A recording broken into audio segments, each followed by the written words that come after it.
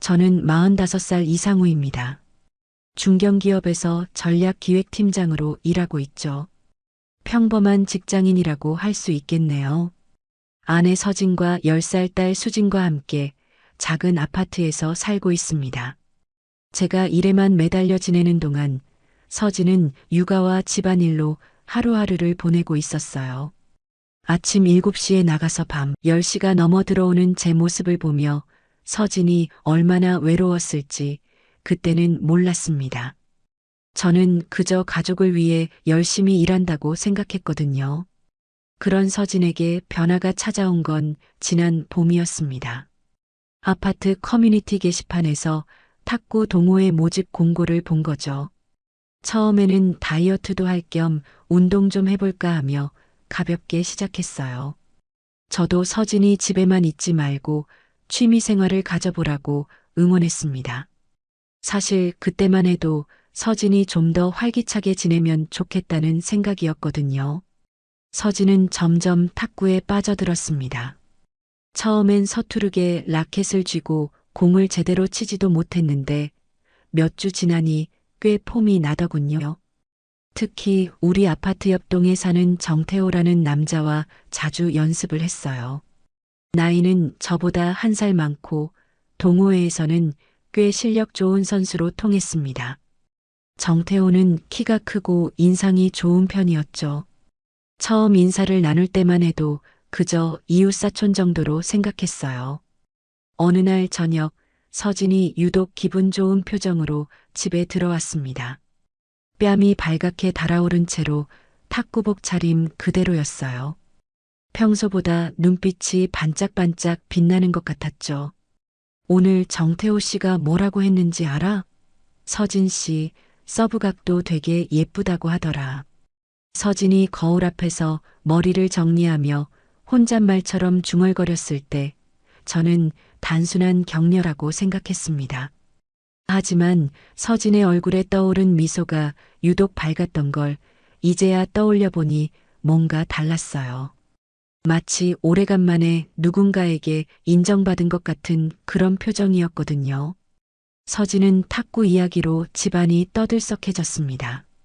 저녁 식사 때마다 오늘은 누구와 게임을 했는지, 어떤 기술을 배웠는지 신나게 얘기했어요. 특히 정태호와 연습한 날에는 더욱 신이 났죠. 오랜만에 보는 서진의 활기찬 모습에 저는 기뻤습니다. 아내가 행복해하는 모습이 좋았거든요. 결혼 15년 만에 처음 보는 서진의 표정이었으니까요. 하지만 그때 수진이 한 말이 지금 생각해보니 신호였을지도 모르겠어요. 엄마, 탁구 이야기만 하네. 아빠 이야기는 언제 해? 수진이 볼을 부풀리며 말했을 때 저는 그냥 웃어넘겼습니다. 아이 투정이라고 생각했거든요. 하지만 지금 되돌아보니 수진의 말 속에는 뭔가 불안함이 섞여 있었던 것 같아요. 아이들은 어른들이 놓치는 변화를 가장 먼저 감지하는 법이니까요. 서진이 변하기 시작한 건 그 무렵부터였습니다. 집안일보다 탁구 연습이 우선이 되었고 저녁 늦게까지 동호회 활동을 했죠. 처음엔 건강해지는 것 같아서 좋다고 생각했는데 점점 뭔가 어긋나기 시작했어요. 가장 먼저 눈에 띈 건 서진의 옷차림이었습니다. 예전엔 집에서 편한 옷만 입고 지냈는데 탁구를 시작한 후로는 외출할 때마다 화장을 하고 깔끔하게 차려입더군요. 탁구복도 처음엔 운동복 아무거나 입고 갔는데 어느 날부터는 브랜드 제품을 사서 입기 시작했습니다. 몸매가 잘 드러나는 핑크색 셔츠와 검정색 반바지였죠. 여보, 탁구복이 꽤 비싸네요. 제가 신용카드 명세서를 보며 말했을 때 서진은 대수롭지 않게 대답했습니다. 운동복은 좋은 걸 입어야 몸도 편하고 폼도 나지 않겠어요? 그 말에 저는 더 이상 뭐라고 하지 않았습니다. 아내가 자신을 위해 투자하는 게 나쁜 건 아니라고 생각했거든요. 하지만 지금 생각해보니 그때부터 서진의 변화가 본격적으로 시작된 것 같아요.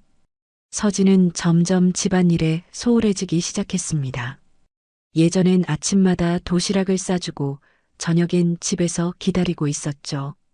오늘 연습 경기 있어서 늦어요. 탁구를 시작한 후로는 이렇게 말하며 자주 집을 비웠어요. 주말에도 마찬가지였습니다. 가족과 함께 보내던 시간이 점점 줄어들었어요. 수진이 가장 먼저 변화를 눈치챘습니다. 어느 날 저녁 수진이 숙제를 하다가 갑자기 고개를 들어 말했어요. 아빠, 엄마 요즘 이상하지 않아요? 전에는 아빠 이름을 자주 불렀는데 요즘은 아빠 이름도 잘 안 부르는 것 같아요. 10살 아이의 말이었지만 그 순간 제 마음에 뭔가 차가운 게 스쳤습니다. 생각해보니 정말 그랬어요. 서진이 예전처럼 상우 씨라고 부르는 일이 확실히 줄어들었죠. 대신 여보라고만 부르거나 아예 부르지 않고 이야기를 시작하는 경우가 많았습니다. 서진의 휴대폰 사용 패턴도 달라졌어요. 예전엔 휴대폰을 아무렇게나 두고 다녔는데 어느 날부터는 항상 몸에 지니고 다니더군요. 화장실에 갈 때도 잠깐 편의점에 갈 때도 휴대폰을 챙겨갔습니다. 그리고 메시지가 올 때마다 얼굴에 미소를 띠며 급하게 답장을 보냈죠. 누구한테 연락이 그렇게 많이 와요? 제가 물었을 때 서진은 태연하게 대답했습니다. 동호회 단체 채팅방 있잖아요. 연습 일정이나 경기 공지 같은 거 올라오면 바로 확인해야 하거든요. 그 말을 듣고 저는 더 이상 묻지 않았습니다. 하지만 서진이 휴대폰을 보며 웃는 얼굴이 예전에 저를 보며 웃던 모습과 똑같다는 걸 깨달았을 때 가슴 한편이 묵직해졌어요. 저는 그런 서진을 보면서도 오히려 좋아졌다고 생각하려 했습니다. 취미 생활을 하면서 활기를 되찾은 것 같았고 몸매도 좋아지고 표정도 밝아졌거든요. 결혼 후 처음으로 서진이 자신만의 시간을 갖는 것 같아서 나름 만족스러웠죠. 하지만 마음 한구석에서는 계속 불안감이 자라고 있었습니다. 서진이 집에 있어도 마음은 다른 곳에 있는 것 같았고 저와 대화할 때도 어딘지 모르게 집중하지 못하는 것 같았어요. 그래도 그땐 단순히 새로운 취미에 빠져서 그런 거라고 생각했습니다. 서진이 처음으로 원정을 떠난다고 말한 건 어느 토요일 오전이었습니다. 평소처럼 탁구복을 입고 가방을 챙기는 서진을 보며 저는 별 생각 없이 신문을 보고 있었죠. 여보, 오늘 탁구대회 때문에 1박 2일 지방 원정 가야 돼요. 회원들이랑 다 같이 간다고 하니까 걱정하지 마세요.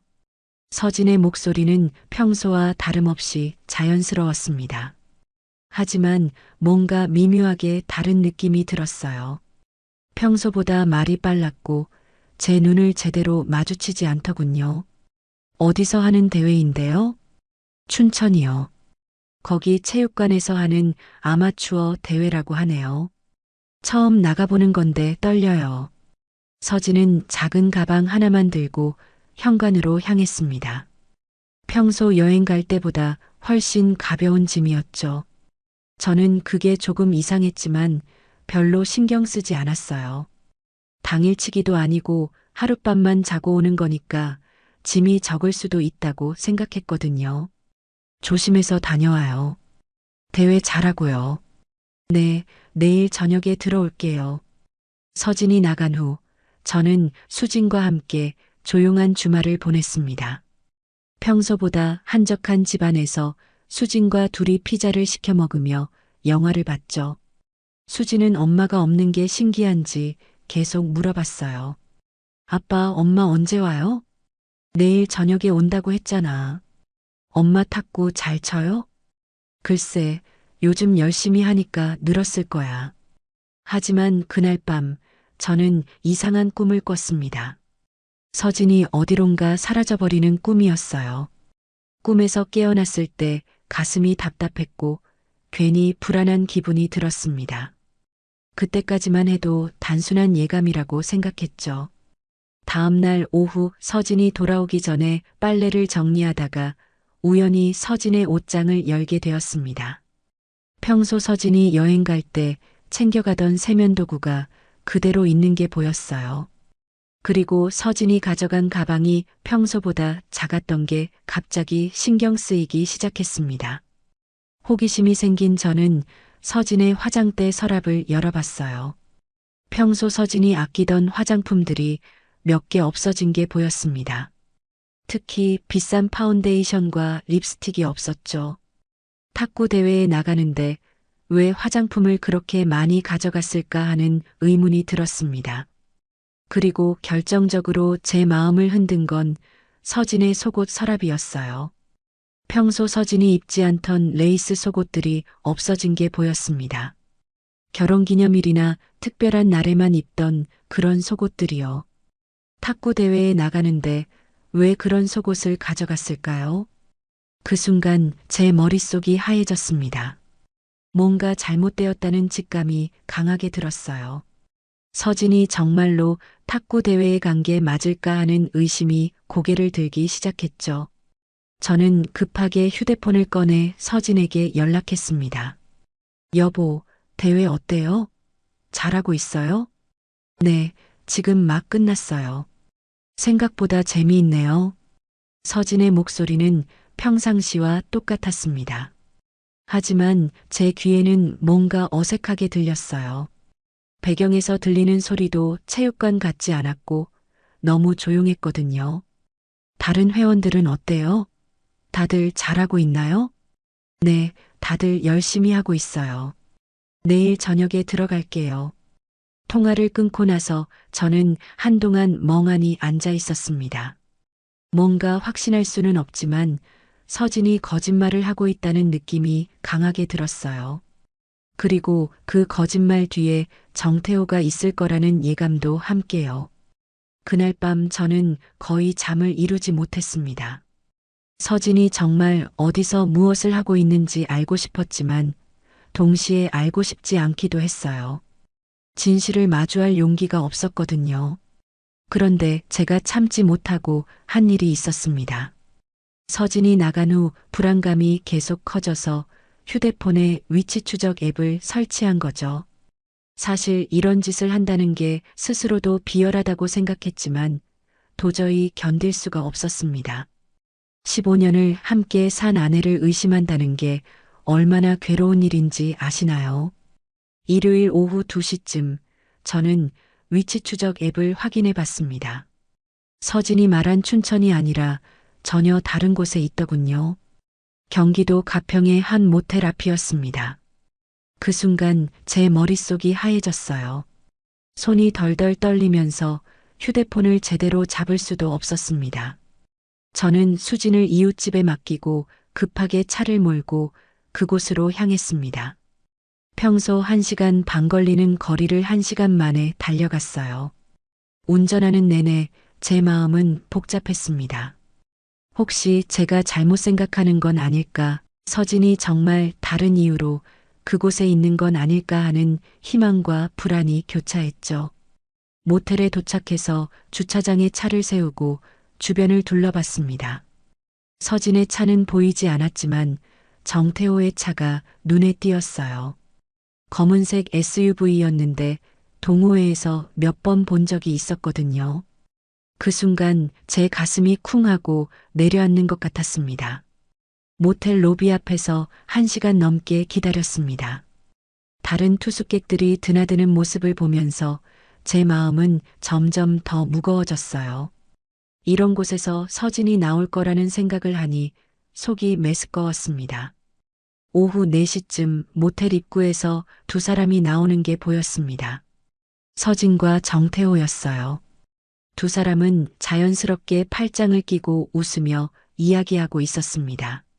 서진의 얼굴에는 제가 오랫동안 보지 못했던 행복한 미소가 떠 있었어요. 그 미소가 더 충격적이었습니다. 저는 멀리서 휴대폰으로 사진을 찍었습니다. 증거를 남겨야 한다는 생각이 들었거든요. 하지만 정작 사진을 찍고 나니 더 절망스러웠어요. 제 아내가 다른 남자와 함께 모텔에서 나오는 모습을 제가 직접 찍고 있다니 이런 상황이 현실이라는 게 믿어지지 않았습니다. 정태호가 서진의 어깨에 손을 올리고 뭔가 말하자 서진이 고개를 끄덕이며 웃었습니다. 그 모습이 너무 자연스러워서 오히려 더 충격이었어요. 이게 처음이 아니라는 걸 직감적으로 알 수 있었거든요. 저는 그 자리에서 울지 않았습니다. 그저 얼어버렸어요. 마음이 완전히 마비된 것 같았습니다. 15년 동안 쌓아온 모든 것들이 한순간에 무너져 내리는 느낌이었죠. 서진이 제게 했던 모든 말들, 함께 나눴던 모든 추억들이 거짓말이었다는 생각이 들었습니다. 두 사람이 각자 차에 타고 떠난 후에도 저는 한동안 그 자리에 서 있었습니다. 집으로 돌아가서 서진을 어떻게 마주해야 할지 막막했어요. 평소처럼 대회 어땠어? 하고 물어볼 수도 없었고, 그렇다고 당장 따지고 들 용기도 없었습니다. 결국 저는 아무 말 없이 집으로 돌아왔습니다. 수진을 데려오고 저녁을 준비하면서도 계속 그 장면이 머릿속에서 맴돌았어요. 서진이 정태호와 함께 웃으며 모텔에서 나오던 모습, 그 행복해 보이던 표정이 계속 떠올랐습니다. 그날 저녁 서진이 돌아왔을 때 저는 평상시처럼 행동하려고 애썼습니다.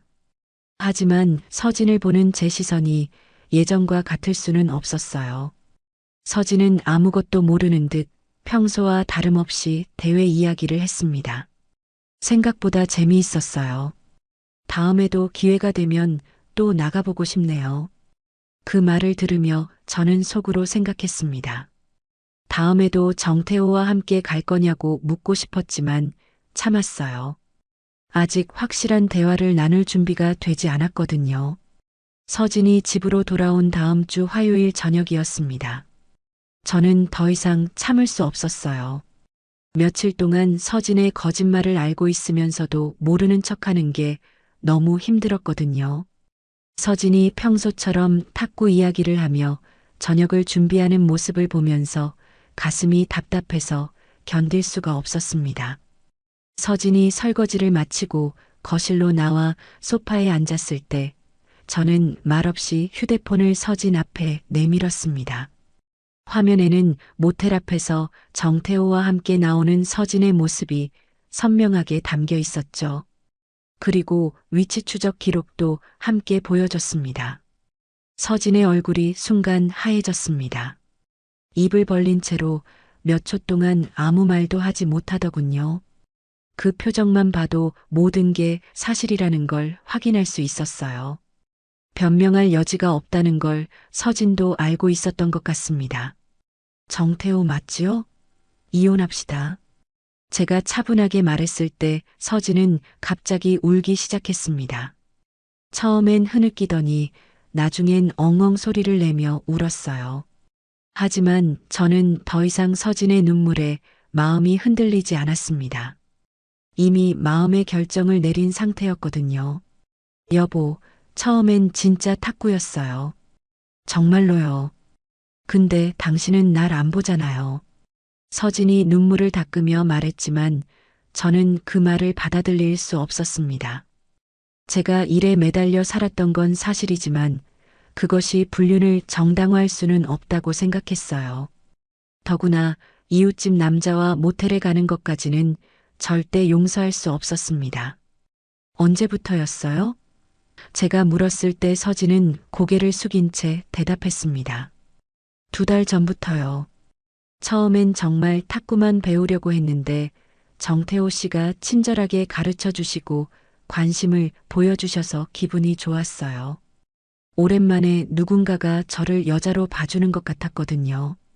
그 말을 들으며 저는 서진과 15년을 함께 살면서도 서진의 마음을 제대로 헤아리지 못했다는 걸 깨달았습니다.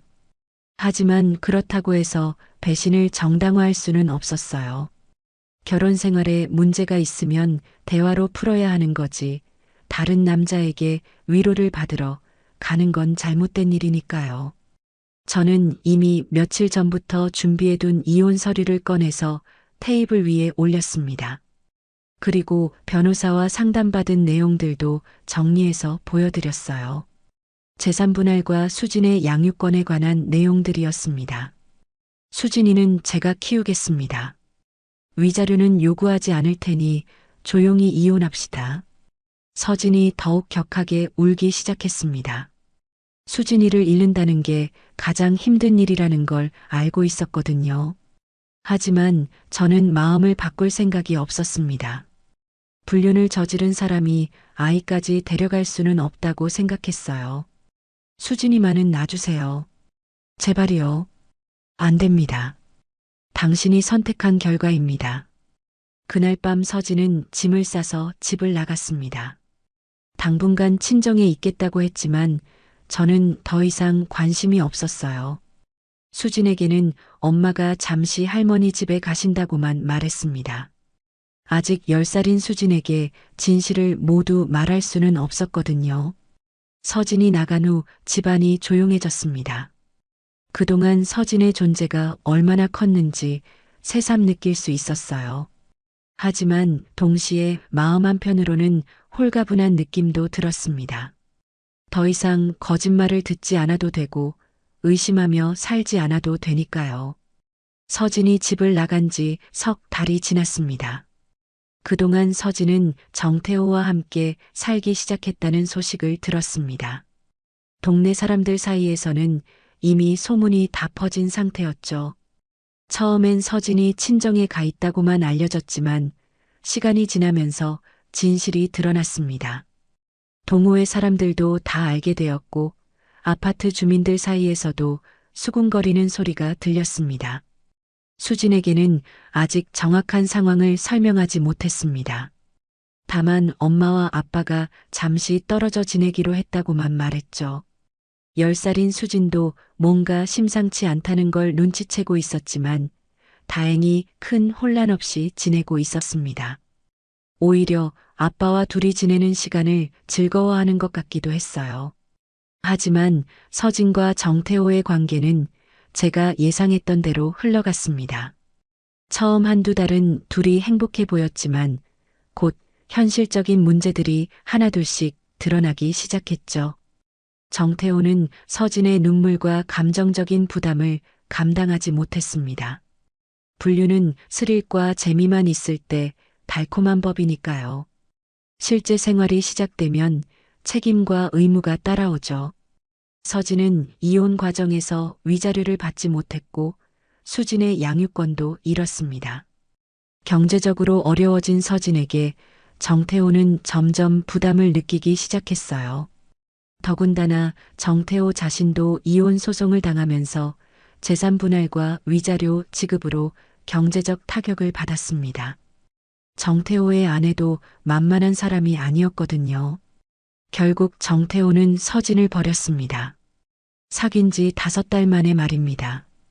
정태호는 서진에게 다른 여자가 생겼다며 헤어지자고 통보했다고 들었습니다. 그 여자는 다시 탁구 동호회에서 만난 사람이라고 하더군요. 정태호에게는 패턴이 있었던 셈이죠. 탁구만 바꾼 게 아니라 파트너도 자주 바꾸는 사람이었습니다. 서진은 갈 곳이 없어졌습니다. 친정에서도 이미 냉대를 받고 있었고 친구들도 하나둘씩 등을 돌렸어요. 불륜을 저지른 사람에 대한 세상의 시선은 차가웠습니다. 결국 서진은 고시원에서 살면서 식당에서 설거지 일을 하게 되었다고 들었습니다. 한 번은 동네 마트에서 서진을 마주친 적이 있었습니다. 예전에 화사했던 모습은 온데간데 없고 초라한 모습으로 혼자 장을 보고 있더군요. 서진도 저를 봤지만 서로 말을 건네지는 않았습니다. 그냥 조용히 지나쳤죠. 그 모습을 보니 한편으로는 안쓰럽기도 했지만 동시에 자업자득이라는 생각도 들었습니다. 저는 그동안 수진과 둘이서 나름대로 안정된 생활을 만들어가고 있었습니다. 아침에 수진을 학교에 데려다주고 저녁에는 함께 저녁을 먹으며 하루 있었던 일들을 나누었죠. 처음엔 서툴렀지만 점차 익숙해졌습니다. 무엇보다 더 이상 거짓말을 걱정하지 않아도 되니까 마음이 편했어요. 수진도 적응을 잘했습니다. 가끔 엄마 생각이 난다고 하기는 했지만 전반적으로 밝게 지내고 있었어요. 오히려 예전보다 아빠와 더 가까워진 것 같았습니다. 주말에는 함께 영화를 보거나 놀이공원에 가기도 했죠. 그리고 그 즈음 제게도 새로운 만남이 있었습니다. 수진의 담임 선생님이었던 김지영 선생님과 가까워지게 된 거죠. 처음엔 수진 때문에 상담을 받으러 갔다가 자연스럽게 대화를 나누게 되었는데 점점 서로에게 호감을 느끼게 되었습니다. 지영 선생님은 36살의 미혼 여성으로 아이들을 정말 사랑하는 분이었어요.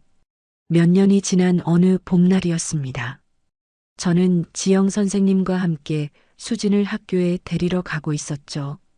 지영 선생님과는 1년 전부터 진지하게 만나기 시작했는데 수진도 지영 선생님을 정말 좋아했습니다. 지영 선생님은 수진의 전 담임이었지만 지금도 수진을 친딸처럼 아껴주셨거든요. 아빠, 지영 이모가 오늘 케이크 사준다고 했지? 수진이 뒷자리에서 신나게 말했습니다.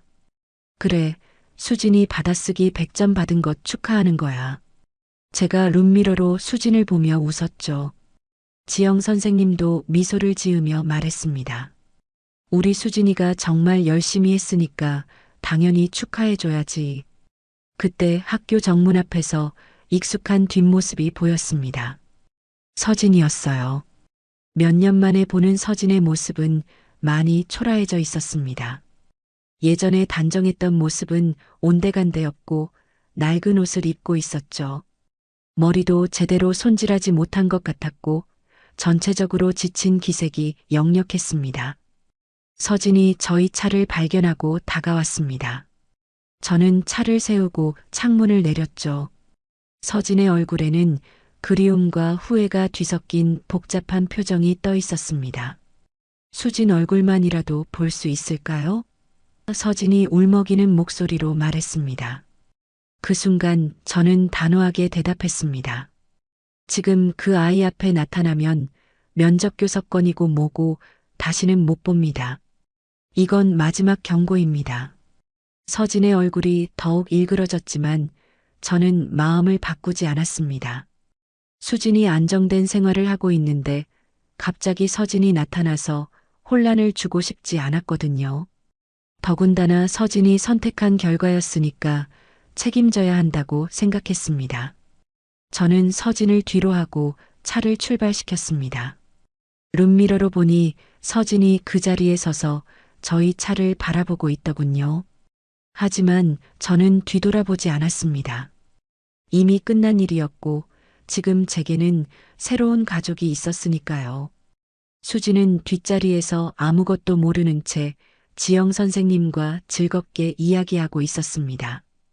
지영 이모, 오늘 무슨 케이크 먹을 거예요? 수진의 밝은 목소리가 차 안을 가득 채웠죠. 초콜릿 케이크 어때? 수진이가 제일 좋아하는 거잖아. 지영 선생님이 다정하게 대답했습니다.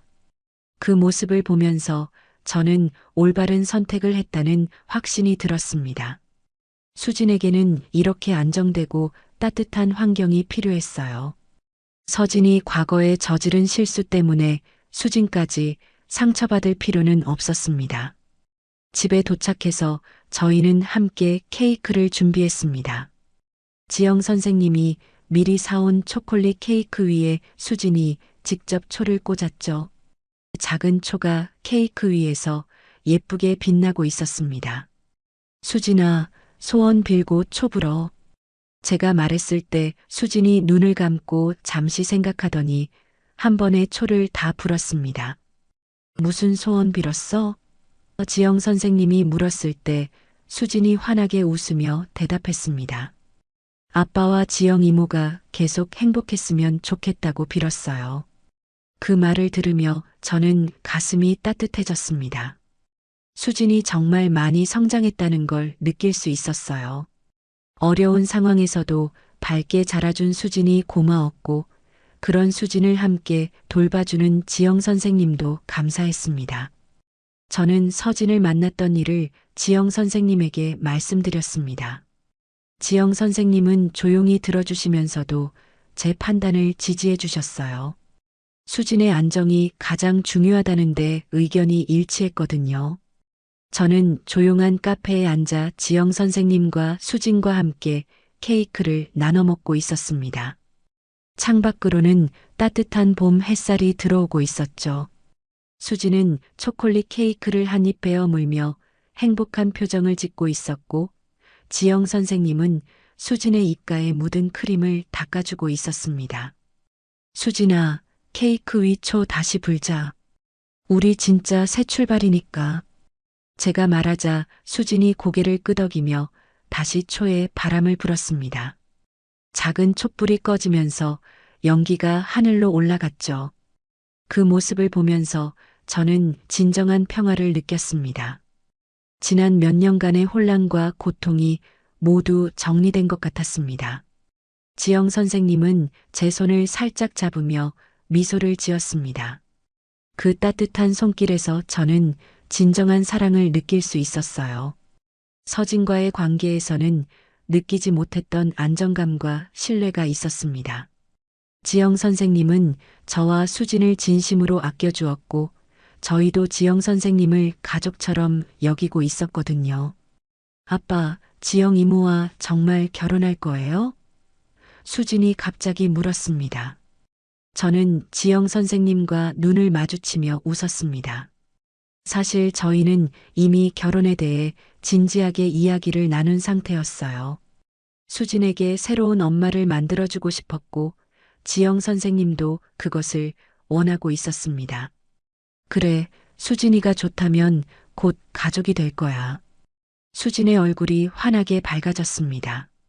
아이는 새로운 가족에 대한 기대로 가득 차 있었어요. 지영 선생님을 정말 엄마처럼 따르고 있었고, 지영 선생님도 수진을 친딸처럼 사랑하고 있었습니다. 창밖을 바라보니 벚꽃이 흩날리고 있었습니다. 새로운 계절이 시작되는 것처럼 저희 가족에게도 새로운 시작이 기다리고 있었죠.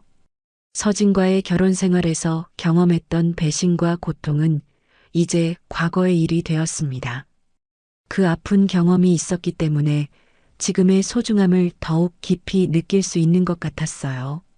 지영 선생님은 교육자답게 수진의 성장을 세심하게 지켜봐 주었습니다. 수진도 엄마 없이 자라면서 생길 수 있는 정서적 공백을 지영 선생님 덕분에 잘 메워나가고 있었어요. 무엇보다 거짓말이나 불신 없는 환경에서 자라고 있다는 게 다행이었습니다. 서진은 여전히 어려운 상황에서 지내고 있다고 들었습니다. 정태호에게 버림받은 후 혼자서 생계를 꾸려나가고 있었죠. 가끔 동네에서 마주치기도 했지만 저희는 서로 인사를 나누지 않았습니다. 그것이 서로에게 더 나은 선택이라고 생각했거든요. 정태호는 또 다른 여자와 사귀고 있다는 소문을 들었습니다. 역시나 탁구 동호회에서 만난 사람이라고 하더군요. 그 사람은 결코 변하지 않을 것 같았어요. 평생 그런 식으로 살아갈 것 같았습니다. 하지만 저는 더 이상 그들에게 관심이 없었습니다. 제게는 지금 이 순간이 더 소중했거든요. 사랑하는 딸과 함께, 진심으로 사랑하는 사람과 함께 보내는 이 평범한 일상이 진정한 행복이었습니다. 우리 집에 가서 영화 볼까? 지영 선생님이 제안했습니다. 좋아요. 어떤 영화 볼 거예요? 수진이 신나게 물었습니다. 저는 이런 소소한 대화들이 정말 행복했습니다. 의심하거나 걱정하지 않아도 되는 관계, 서로를 믿고 의지할 수 있는 가족, 이것이 바로 제가 원했던 삶이었어요. 사람은 실수할 수 있지만 그 실수를 배신으로 바꾼 순간부터는 용서도 두 번째 기회도 없습니다. 서진은 그날 모든 것을 잃었고 저는 그날 진짜 삶을 되찾았습니다. 그리고 지금 저는 새로운 사랑과 함께 진정한 행복을 만들어가고 있습니다. 다음 이야기로 또 찾아뵙겠습니다. 오늘도 함께 해주셔서 감사합니다.